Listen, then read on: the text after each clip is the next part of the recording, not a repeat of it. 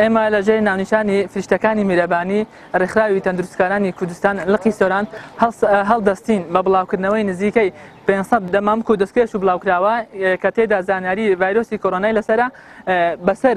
کاسبکاران و دوکاندارانی قەزای ڕواندست بۆ ئەوەی زیاتر خەڵکەکە هۆشیار بیتەوە زیاتر بەرگریمان بەهێزکەین دژی ئەو ڤایرۆسە.